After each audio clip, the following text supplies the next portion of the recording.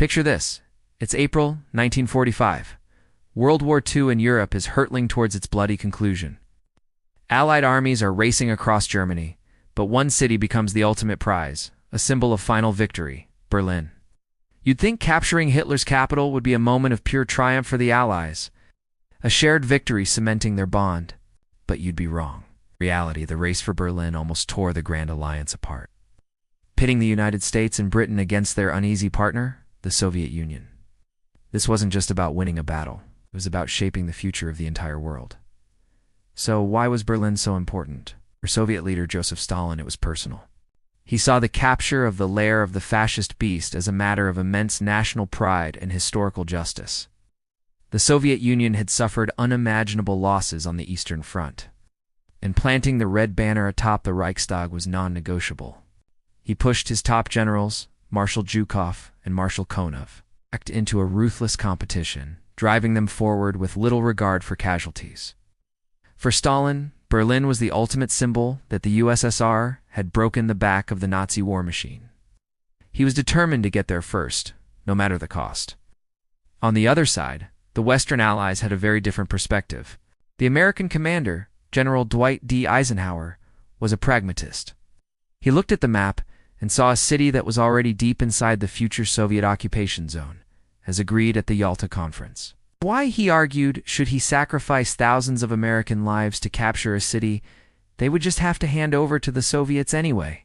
For Ike, the main goal was to defeat the German army as quickly and efficiently as possible, link up with the Red Army, and avoid any friendly fire incidents. He saw Berlin as a prestige objective with little strategic value, a deadly trap he wasn't willing to spring. But not everyone on the Western side agreed with Eisenhower. British Prime Minister Winston Churchill was furious. He had a much more cynical and ultimately more accurate view of Stalin's post-war ambitions. Now, Churchill saw the Red Army not just as an ally, but as a future threat. He believed that allowing the Soviets to take Berlin, along with other key Central European capitals like Prague and Vienna, would give them a massive political and psychological advantage in post-war Europe. He pleaded with the Americans, urging them to push on to Berlin. He famously warned of an Iron Curtain descending across the continent. For Churchill, this wasn't just about ending one war, it was about preventing the next one. He feared that a Soviet-controlled Berlin would be a dagger pointed at the heart of a free Europe.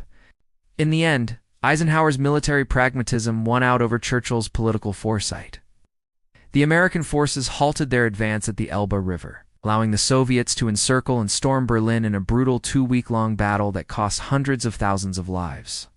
On May 2, 1945, the city finally fell, and the iconic photo of Soviet soldiers raising their flag over the Reichstag became a powerful symbol of their victory. But this victory came with a heavy price, not just in blood, but in trust.